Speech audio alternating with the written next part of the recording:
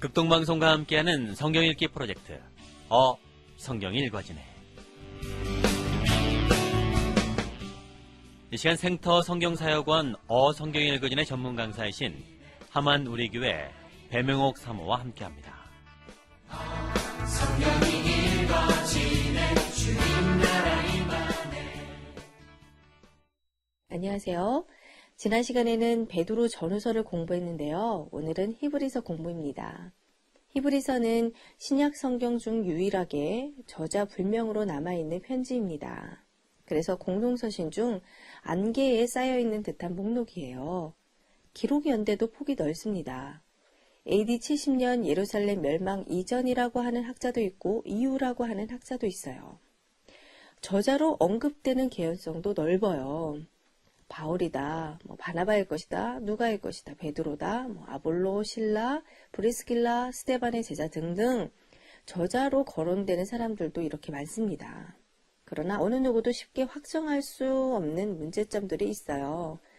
그러니 학자도 아니고 전문가도 아닌 우리 보통 사람들은 하나님이 읽으라고 주신 줄 알고 저자와 상관없이 내용만 잘 이해하면 될 것 같습니다. 히브리서는 아주 중요한 그리스도론, 기독론의 보고입니다. 예수님 승천 후 수십 년이 지나서 예수를 믿게 된 성도들에게 예수 그는 누구인가에 대한 대답을 하고 있답니다.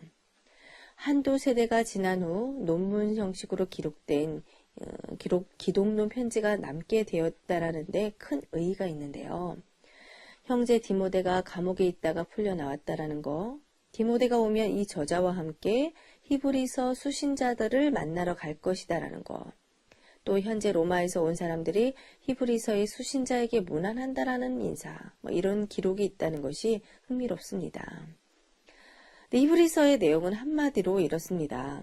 예수는 제물로 나타난 그리스도라는 사실을 알아야 한다. 구약 전체 역사 속에서 행해왔던 모든 제사를 완성한 제물이 예수 그리스도다라는 것입니다. 한마디로 바울의 논지와 동일하죠.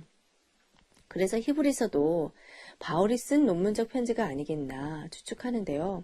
그럼에도 불구하고 바울이 다른 편지에서 늘 하듯이 저자를 밝힌다든가 수치인의 이름을 쓴다든가 하지 않으니까 아마 바울이 쓰지 않았을 거야, 그렇게 말하는 사람들도 많습니다.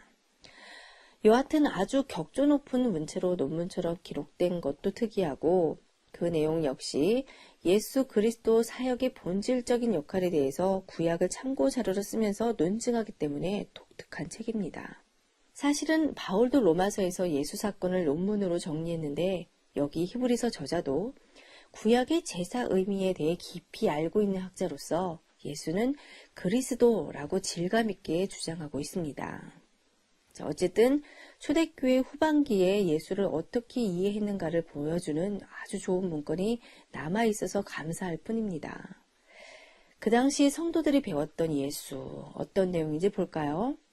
1장에서 4장까지는 박해받고 있는 성도들이 다시 유대교로 돌아갈까 우려하며 예수님이 천사보다, 모세보다 더 뛰어나신 분으로 멜기세덱의 계열을 따르는 영원한 대제사장임을 주장합니다. 당시 유대인들은 천사를 하나님의 선한 창조물로서 인간과 하나님 사이의 중보자로 보고 심지어 경배의 대상으로 여기기까지 했답니다. 그래서 예수 그는 누구인가? 천사보다 뛰어나시고 모세보다 뛰어나신 하나님의 아들이다 라는 주장을 하는데 구약을 인용하여 이를 증명합니다. 예수께서 공생의 기간 동안 마지막 일주일 중 화요일에 당시 신학자들 앞에서 당신이 그리스도임을 통쾌하게 증명하셨던 거 기억하시나요? 그러니까 당시 유대 신학자들이 더 이상 묻지를 못했었어요. 근데 여기 히브리서 저자도 그 얘기를 합니다. 다윗이 그리스도라고 칭한 분이 다윗의 후손이 될 수 없다. 그는 하나님이다. 전사보다 높으시고 모세보다 높으시고 이런 식이에요. 예수께서 구약 성경을 들어 자증하신 논리가 그대로 히브리서 저자에게까지 이어졌음을 볼 수 있는데요. 더 풍성하게 발전된 것을 볼 수 있습니다. 그러면서 동시에 안식이라는 개념을 심도 있게 다루는데요. 시편 말씀을 인용하여 말하기를 말씀이 나타나면 곧 그의 음성을 들을 때에 너희 마음을 완고하게 하지 마라. 그러면 안식에 들어가지 못한다. 오직 믿는 자만이 안식에 들어갈 수 있다.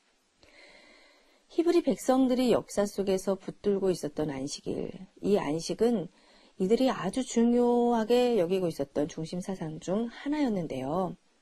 이 주제를 건드리고 있는 것이 역시 범상치 않아요.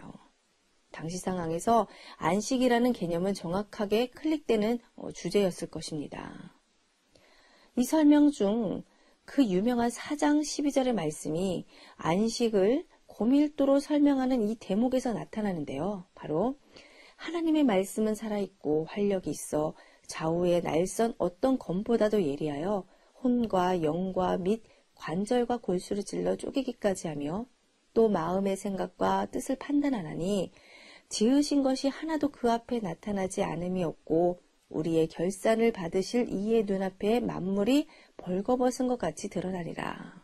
안식에 대한 하나님의 약속을 언급하다가 갑자기 하나님의 말씀의 능력과 하나님의 심판에 대한 언급을 왜 하는 것인가? 자, 이것은요. 장차 하나님 앞에서 누구든 심판을 받는데 하나님의 말씀은 성도들의 인격을 변화시켜 하나님께 순종케 해주는 능력이 있어 성도들로 하여금 하나님의 언약하신 안식을 누릴 수 있도록 해준다라는 사실을 강조하는 듯합니다. 그리고 나서 4장 14절부터 예수 그리스도를 증언하는데요. 우리에게 큰 대제사장이 계시니 바로 승천하신 이곧 하나님의 아들 예수시다. 이 사실을 굳게 잡고 있어야 한다고 합니다. 흔들리지 말라는 거죠. 예수께서 이 영광을 스스로 취한 것이 아님을 구약 성경으로 증명하는데요. 자, 오직 말씀하시니가 예수께 이르시기를 너는 내 아들이다. 내가 오늘 너를 낳았다. 이 유명한 시편 2편 7절 말씀은 메시아의 아들됨을 표현하는 메시아 예언이거든요. 하나님의 아들이라고 불리워질 메시아 예언이에요. 그리고 또 말씀하시기를 네가 영원히 멜기세덱의 반차를 따르는 제사장이라고 하셨으니 그러니까 예수님은 하나님께 멜기세덱의 반차를 따른 대제사장이라 칭하심을 받으셨다고 주장하고 7장에서는 왕권과 제사장직을 동시에 지닌 이 멜기세덱에 대해서 구체적으로 설명을 하며 이를 뒷받침합니다. 그러니까 예수님이야말로 영원한 대제사장이시고 이분이야말로 완전한 제사를 드리는 새 언약의 중보자시다. 이 사실을 10장까지 논증합니다. 그리고 여기서 눈에 띄는 표현이 있는데요.